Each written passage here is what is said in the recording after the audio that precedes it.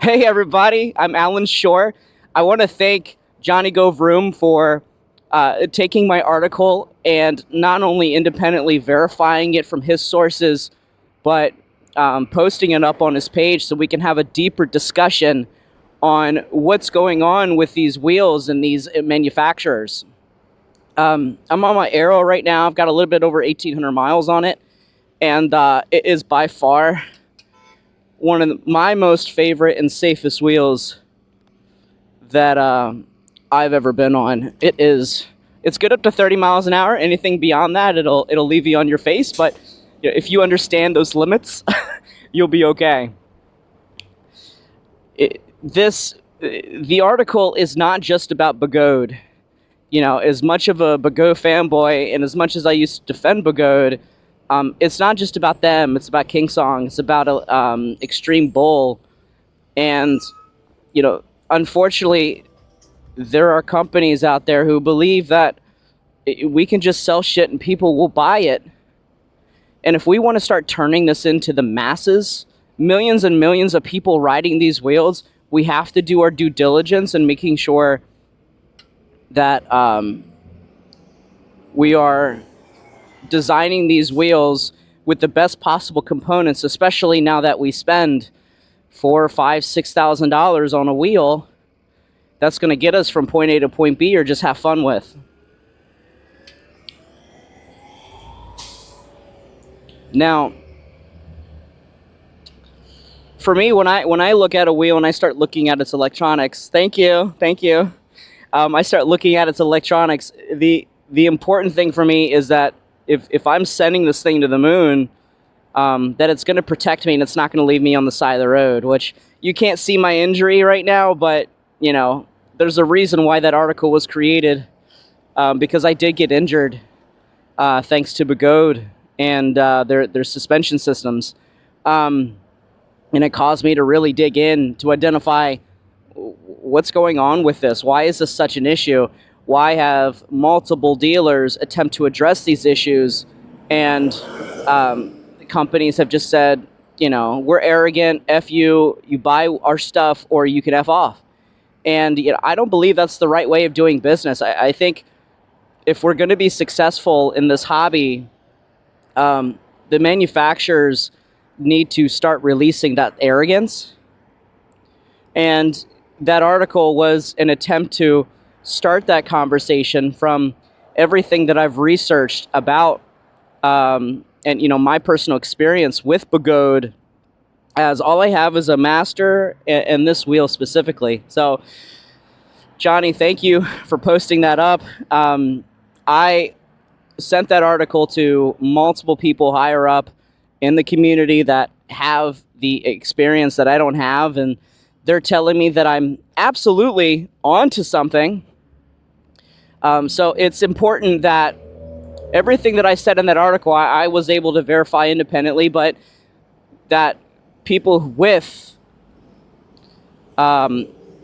experience, this is a little bit of an iffy area. There we go.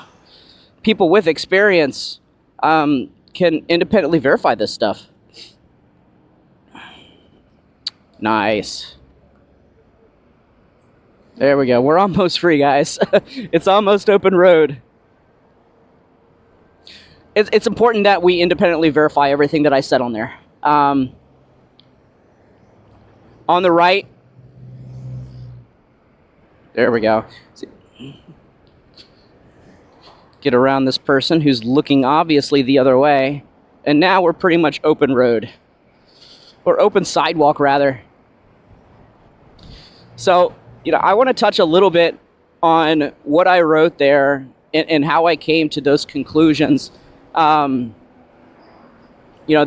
are, I would say, 4 major issues just focusing on all of these companies that companies like InMotion and LibraChem have addressed, right? Both of them have different problems, right? InMotion has firmware problems. They have the most errors because of their sophistication in their wheels that require unlocking from the company itself, and it takes like 72, I don't know, like sometimes 3 weeks just to get a response from them. That's issue number one with InMotion. Problem with LibraChem is, of course, the motor bolts, the chargers. You've got. So I'm very aware of the different issues involving both all of these wheels. So it's kind of a catch-22 and making sure that you do take care of these issues when you get these wheels. Jason, for me, Wheels, tries to get these wheels and he unboxes them, tightens down things, make sure, like, if there are issues with a particular model, he takes care of them. And that's kind of the premium that you pay for when you work with him. And I love Jason. I've exchanged probably 600 emails with him since I started. Lots of love letters. And it's been a real joy working with him. As we kind of move forward with this. I am navigating the stoplight here. Oh, shoot.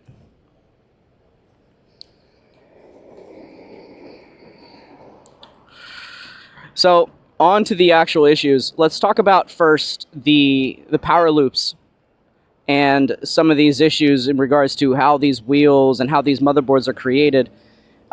It's important that you follow a specific guideline when creating power loops and putting together these designs for these wheels.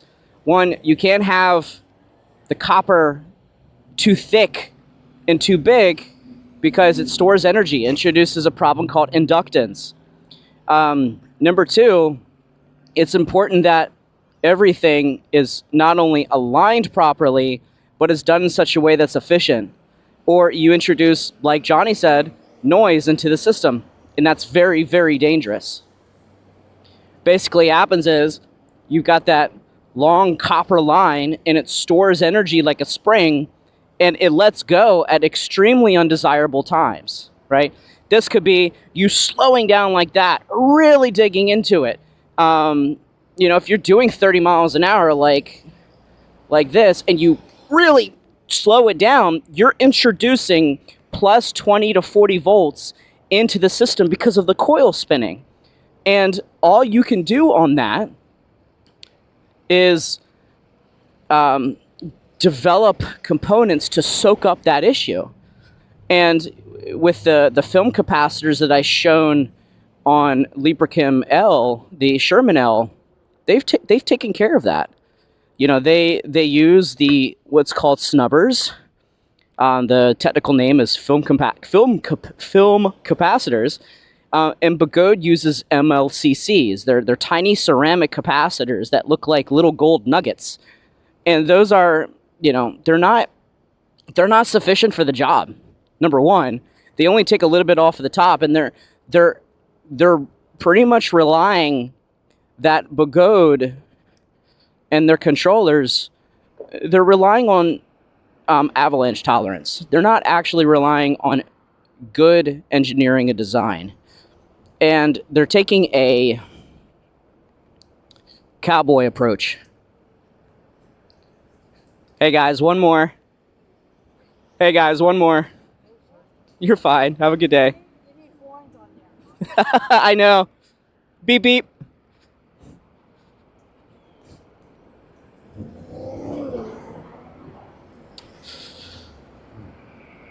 The next issue that I only touched on the comments themselves is FET parasitics. And hey guys, one more. Thank you so much. Is FET parasitics. So these MOSFETs and the way they're put together, they're not perfect. Can I get by you, bro? Hey, bro, can I get by you? Yo, yo! Can I get by you? All right, thank you. The next thing I wanted to go into is FET parasitics. So this was given to me by an unspoken party that is very well known in the field itself. They've attempted to address the issue multiple times. but just downright refusal, downright arrogance. So it needs to be addressed. Fed parasitics are basically when these MOSFET switches are not perfect. Unfortunately, they give undesirable traits such as springs, magnets that actually hold current, let it go, and it causes delay turning these switches on and off. And when you're on a wheel, the MOSFETs are turning on and off thousands of times a second. So in order to fix that, Bagode introduces something called aggressive gate switching. And they're basically overclocking the shit out of their gate drivers to turn on and off these wheels faster so that you get more acceleration, you get more speed, but it comes at a really, really big cost because, as you may be aware, once you introduce more aggressive gate switching, more inductance, you introduce more noise into the system and more spikes into the system itself. It's very, very dangerous.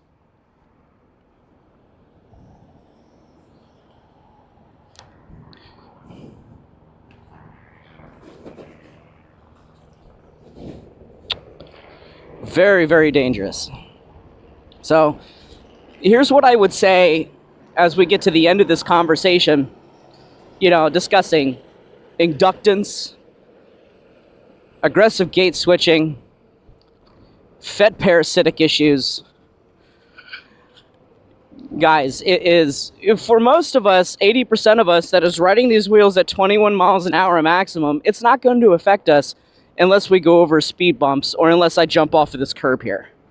But for the people that do, and the people that absolutely will, these things have to be addressed if people like Bagode or in King's Song or in Extreme Bull are going to stick around. It's just that simple.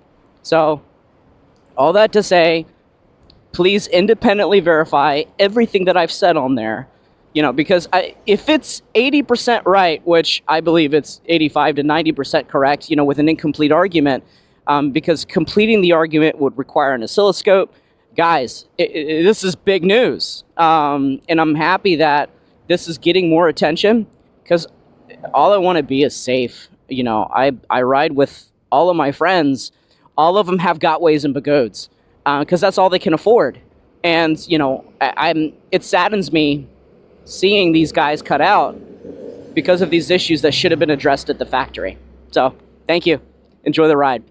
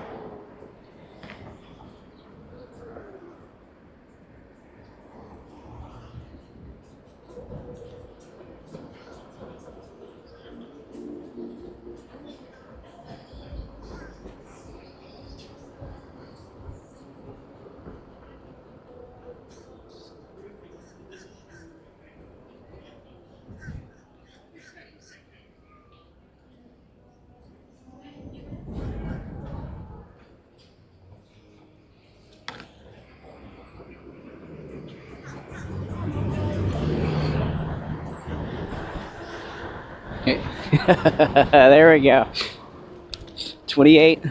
Not bad, man. I really love how capable this wheel is. Hi there.